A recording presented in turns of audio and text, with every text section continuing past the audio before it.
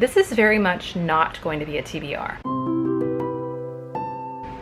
I am notorious for making TBRs and then not sticking with them because something else catches my fancy, or I just disregard reading books that are on the TBR entirely and never get to them ever again. So what I have for you today instead is just 5 books that I'd really like to read in September. August was not exactly my best month of reading in terms of quantity of books. I did make my Goodreads challenge for the year, but I didn't make the reading goal that I set for myself in August. I'm padding September with books that I've been anticipating reading for quite a long time, and so I'm bringing you 5 thrillers today that I am really excited to read in September. We're gonna start with She Started It by C.N. Gilbert, which follows a group of friends on a bachelorette party in the Caribbean. It sounds like 4 of the friends kind of stuck together throughout childhood, and one of them kind of distanced herself. The one that distanced herself is the one who is bringing all of these women together on the bachelorette party.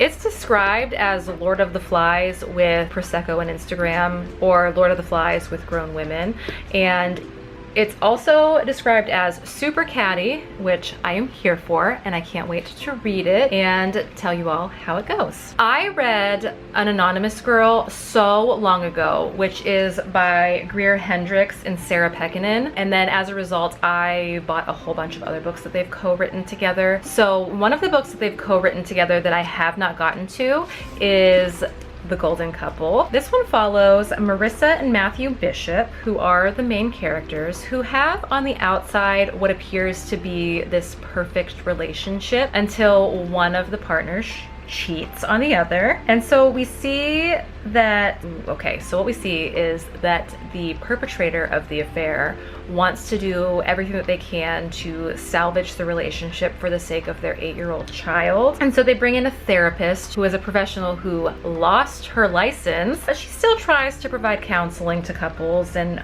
those who are in crises. With the couple in the book being desperate, they of course agree to let her help them. The closing sentence on Goodreads says, the biggest secrets in the room are still hidden, and it's no longer simply a marriage that's in danger. The last book I read by these co-authors was an absolute thrill, so I am very much looking forward to getting into The Golden Couple. There's a theme to this, by the way, also, not just thrillers. These are all book of the month books that have been backlogged for me for a very long time. We have Not a Happy Family by Sherry LaPena. This is set in upstate New York, and it follows a very wealthy family who live in a neighborhood where you absolutely have to be rich to live there. The family has all the money in the world, but they come to find that money can't save you when someone wants you dead. So the couple, the mother and father of this book, are attacked on Easter when they're having dinner with their children, who of course appear to be devastated, but are they really? All of the children in the book are set to inherit millions of dollars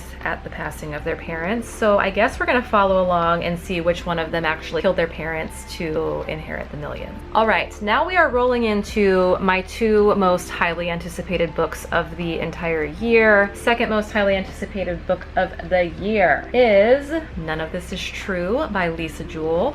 I have loved Lisa Jewell's books since I read Then She Was Gone. I am obsessed. I literally don't even care what this is about, but I'm still gonna tell you. This book is about a woman who finds herself to be the subject of her very own popular true crime podcasts. We encounter 2 characters whose paths cross on their 45th birthdays, but then their paths keep crossing. And so the woman who is not the host of the podcast convinces the podcast host that her life would be a great subject material for the podcast. But when the new subject suddenly disappears, the podcast host discovers that maybe she has become part of her own true crime podcast. I don't know if that makes sense.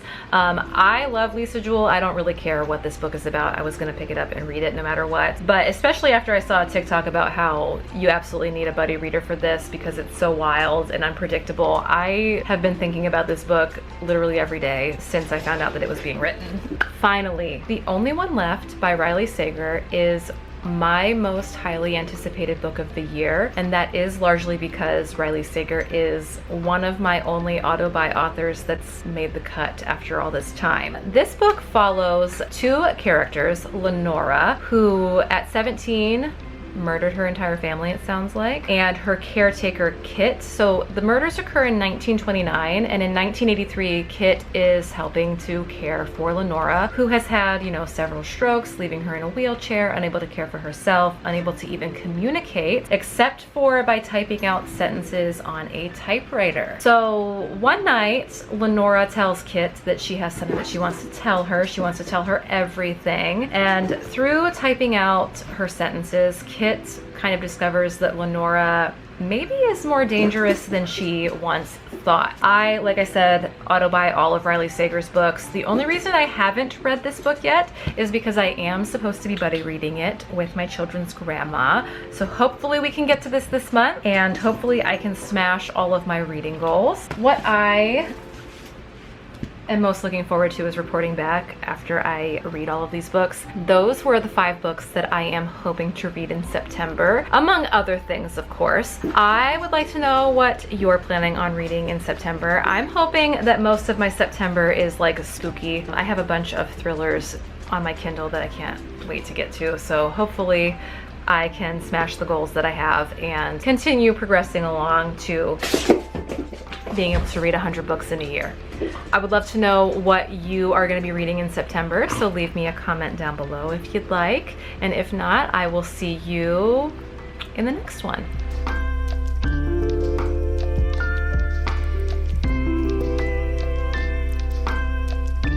Also, it's like 100 degrees here today. It feels like 106. We have an excessive heat wave going on. My AC is not working great.